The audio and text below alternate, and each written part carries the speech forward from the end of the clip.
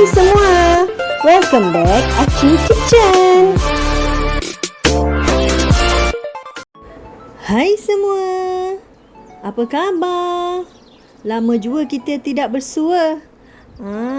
Hari ni Acu nak masak puding jagung. Siapa yang suka makan puding jagung ni? Angkat tangan. Jom kita tengok apa bahan-bahannya. Bahan-bahannya mestilah ada 1 tin jagung manis, gula pasir, santan, tepung custard, pewarna kuning telur dan secubit garam. Dah, jom Acu nak mulakan masak puding ni. Okey, 1 tin jagung manis ni Acu masukkan ke dalam kuali. Jagung ni dia dah manis tau. Apa-apa brand pun tak kisah. Kemudian Acu masukkan setengah tin gula pasir. Setengah tin je tau. Kalau banyak-banyak nanti dia manis tau. Mesti ada yang pelik kan? Kenapa Acu masukkan gula dalam tin tu? Korang sekarang ni, resepi puding jagung Acu ni, semua bahan-bahan Acu akan sukat menggunakan tin jagung tu juga.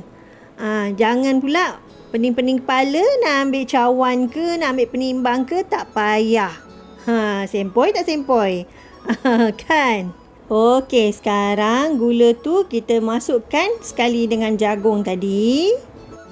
Kemudian Acu sukat santan. Santan ni 1,5 tin. Korang, santan yang Acu gunakan ni tidak terlalu pekat dan tidak terlalu cair. Sedang-sedang sahaja. Puding jagung ni taklah susah mana kita nak membuatnya. Cuma rajin tak rajin je. Kan? Kemudian Acu masukkan secubit garam. Tak nak masing-masing ya. Sikit aja kita masukkan. Okey, sekarang Acu nak sukat tepung custard. Tepung custard ni sukatan dia 1 tin penuh ya. Tengok cara Acu menyukat tu. Agak susah sikit lah sebab mulut tin tu kecil, sempit. Jadi kena slow-slow lah nak masukkan tepung tu. Acu sendiri pun dah berterabur dah dekat atas meja Acu tu. Okey, puding jagung ni yang korang tonton sekarang ni kan, ini untuk hidangan lebih kurang 6 orang. Okey, nanti Acu akan bagi resepi. Korang tengok resepi yang Acu bagi nanti.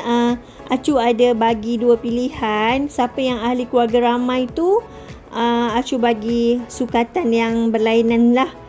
Itu untuk hidangan lebih kurang dalam 13 ke 14 orang lah.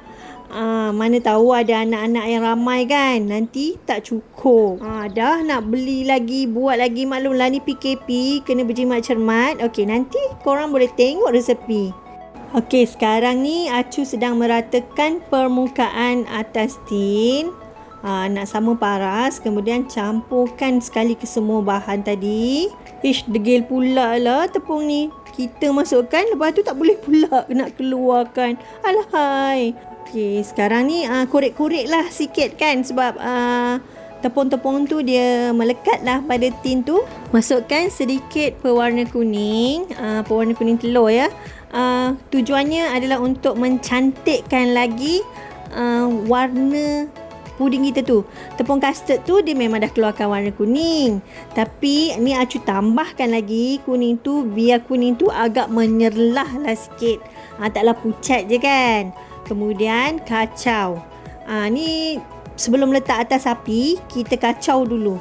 Kacau, bagi tepung, gula, jagung, garam tadi sebati, merata. Okey, sekarang Acu dah letak atas dapur. Dan Acu hidupkan api. Guna api yang sederhana, besar. Jangan terlalu besar sebab nanti tepung ni dia akan kental.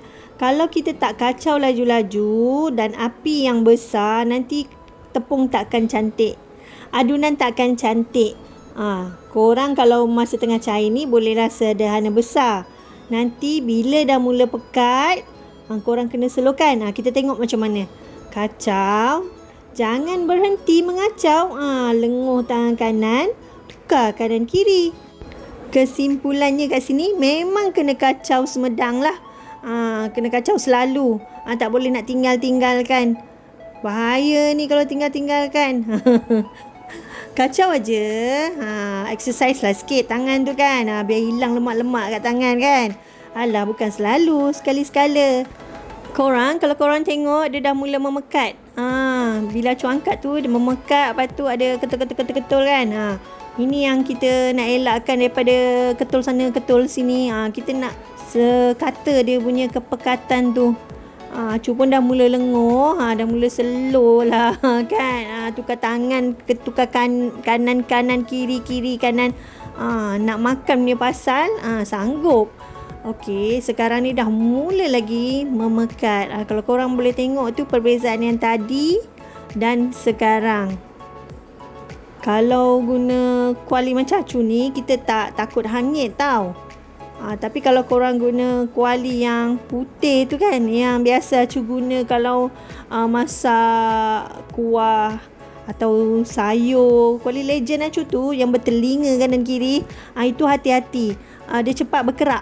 Okey, sekarang ni dah mula nak mengental. Dia nak kental dah. Dia nak memekat. Ini kita bagi betul-betul masak tau. Kalau macam ni kita dah angkat, nanti puding korang akan rasa tepung. Tak tanak kan kata orang. Tak betul-betul masak. Bila dah mengental, dia jadi semakin berat tau. Jadi Acu kena tukarlah dulu sendok Acu ni. Akan patah pula kan, mana nak cari lagi ni. Sendok ni pun sendok legend. Acu tukar pada sendok kayu. Keras lah ni kalau kayu kan. Okey, Acu kacau dan kacau sampai dia betul-betul masak. Korang tengok.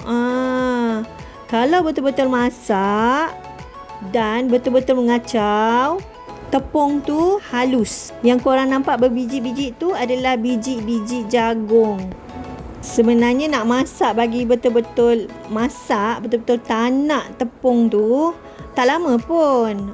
Lebih kurang dalam 20 minit. Tengok pada korang punya api lah kan. Besar mana. Tapi kalau macam Acu ni guna api sedang dan sederhana perlahan. Bila dah pekat macam ni, kita tukar pada sederhana perlahan. Dalam 20 minit je dah cukup dah. Dah masak dah. Okey, sekarang Acu tutupkan api. Sekarang ni Acu ada acuan bunga-bunga tu kan. Ini acuan ni Acu dah oleskan dengan minyak ya.